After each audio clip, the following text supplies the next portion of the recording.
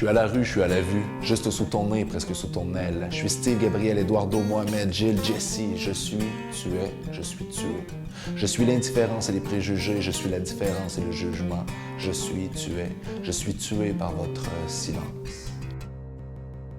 On parle des sciences humaines, les sciences molles selon certains, les sciences vacances pour d'autres. Avec ces points de vue-là, on vient à se questionner. Est-ce que c'est vraiment nécessaire, les sciences humaines, dans notre société? Qu'est-ce qu'elles apportent? Pourquoi est-ce qu'elles existent? Sont-elles vraiment pertinentes? Et en premier lieu, le terme sciences humaines, qu'est-ce que ça signifie?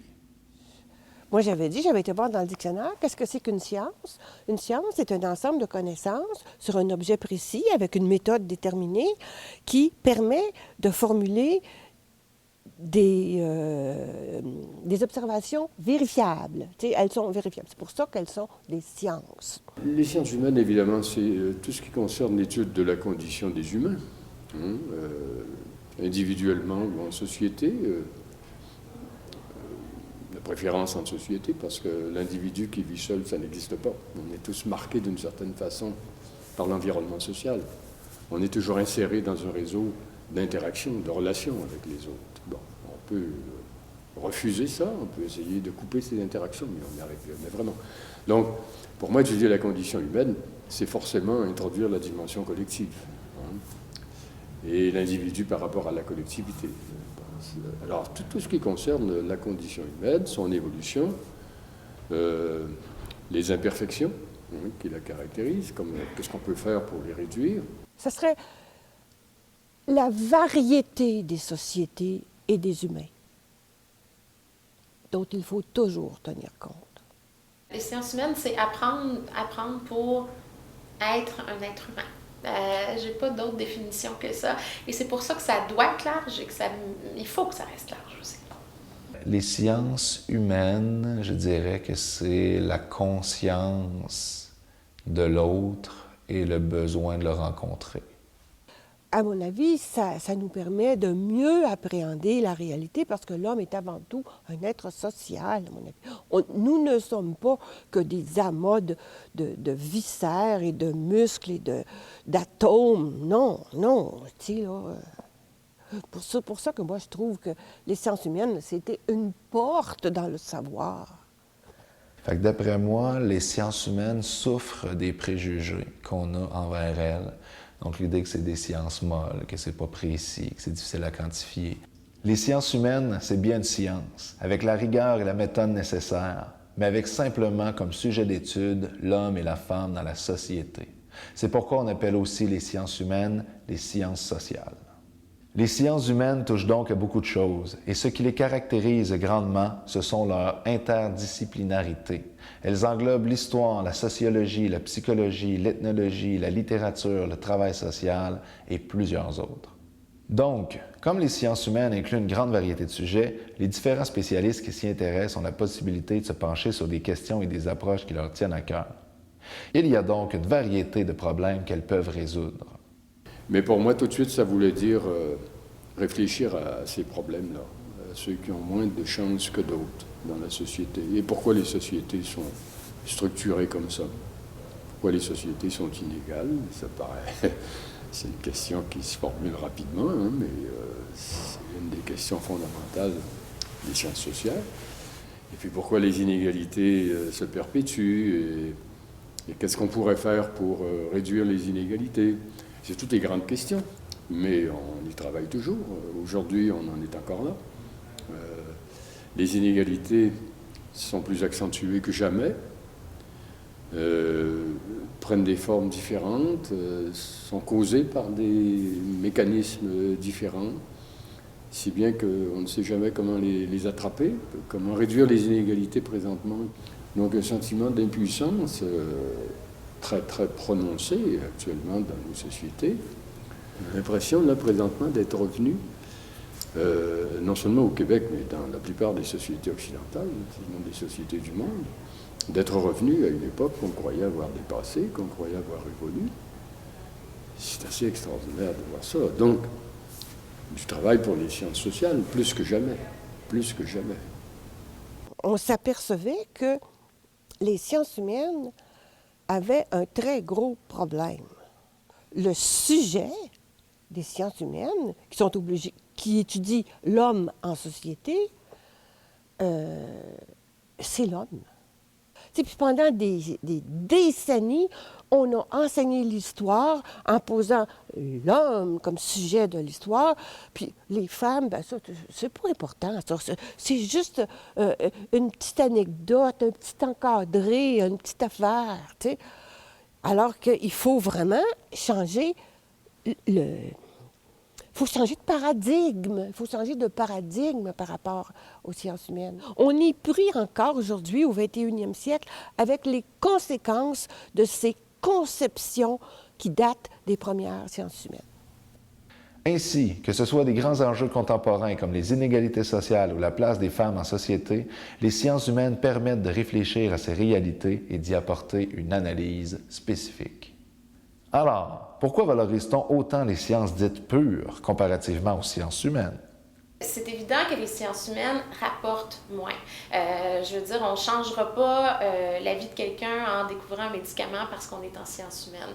Par contre, on va être capable de vous expliquer pourquoi un tel chef politique dans le monde va prendre telle décision, comment agit Bachar el-Assad et tous les impacts en fait de ses actions. Bien, ça prend des gens en sciences humaines à un moment donné pour arriver à présenter un portrait global puis à faire de l'analyse. On est en train de cloisonner beaucoup les choses et c'est sûr que la recherche sur le cancer, la santé, c'est devenu un enjeu prioritaire, pas que c'est mal, mais l'économie allant comme elle va, bien, la culture et les sciences humaines qui sont très reliées.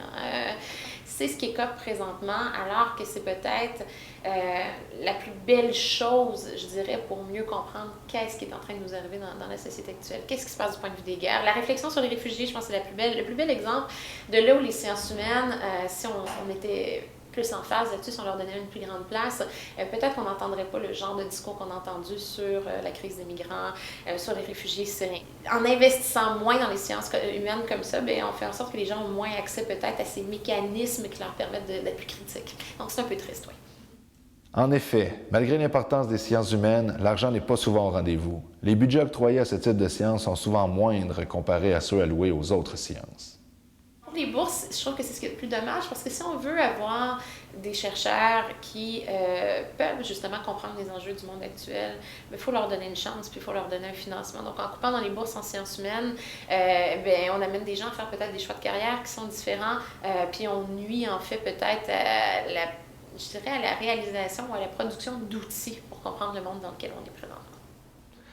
Et pour les jeunes, qu'est-ce que les sciences humaines peuvent leur apporter? C'est de leur apprendre par les sciences humaines, c'est aussi ridicule que ça, à avoir un esprit critique de ce qui va passer sur Facebook.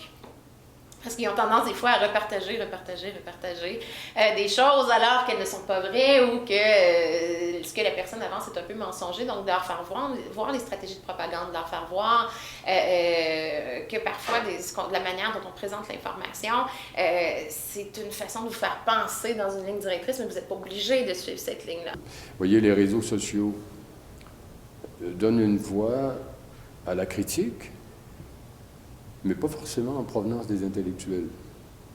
Maintenant, c'est chaque individu qui peut se transformer en un critique social. Hein? Puis les usagers des réseaux sociaux s'en privent pas. Hein? On peut dire ça.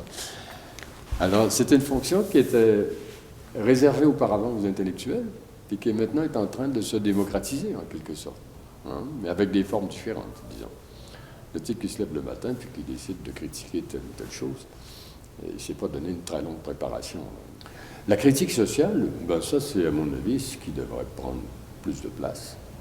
Quand on se méfie des sciences humaines, par exemple les sociologues, etc., c'est toujours cette figure-là qu'on a en vue, le critique social. Celui-là, on n'aime pas beaucoup de l'entendre, avec raison. Les sciences humaines, ce qu'il y a d'important, c'est d'amener l'étudiant à avoir une culture générale. Je pense qu'on est rendu des fois dans une époque où on veut former des travailleurs, mais on oublie qu'on forme aussi des gens qui, après des fois le cégep, vont faire autre chose, puis n'auront plus accès nécessairement à ces connaissances-là. Il faut leur donner le goût d'aller les chercher. Il faut leur donner le goût de réfléchir.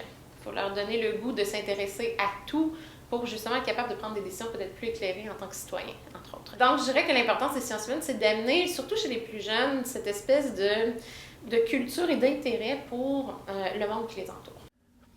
Dans un monde idéal, les sciences humaines seraient disponibles, occuperaient la place que chacun pourrait donner finalement à ces sciences. C'est-à-dire que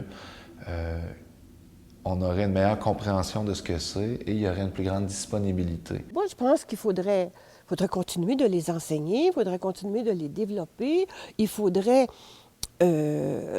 s'assurer que les maîtres de ces choses-là sont conscients des critiques qui ont été formulées au cours des décennies, soient prises en compte et puis qu'on puisse les intégrer dans les conceptions, dans les concepts.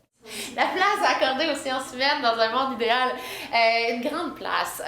Puis, je veux dire, un n'exclut pas l'autre. Je veux dire, autant les métiers manuels, autant les sciences appliquées ont leur place, mais les sciences humaines devraient l'avoir tout autant. Donc, des fois, là, elles sont peut-être le parent pauvre. Dans une société idéale, on ne penserait pas notre système d'éducation en tant que qu'est-ce que je forme comme travailleur puis pour quel emploi, mais quel être humain je forme pour la société dans laquelle je vis.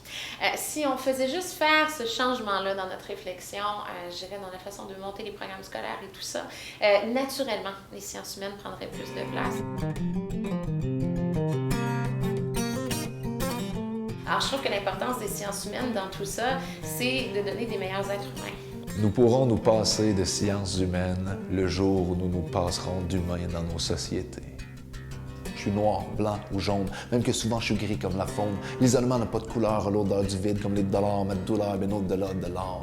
Un trou à la place de l'enthousiasme. Dans un monde où ne compte que le cul ou les culs de trop, faire figure d'ectoplasme, jouer leur jeu ou être reclus. Ma famine fait mine de rien. Je pose des carrosses qui ont l'air pleins. Grand buffet derrière la vitrine des apparences. Je n'ai pas le mois de passe, alors je grignote mes carences. En ces temps de bling-bling où l'ouverture d'esprit est prise dans l'image et son emprise plus hermétique que la prison de Sing Sing, je cherche l'amour, je cherche un signe, j'essaie de lire entre les lignes, trouver le sens à la partie de cache-cache, les insignes de pièces flash. À tout perdre, je sauve ce que je peux. On s'en sortira tous sains et sauf moi.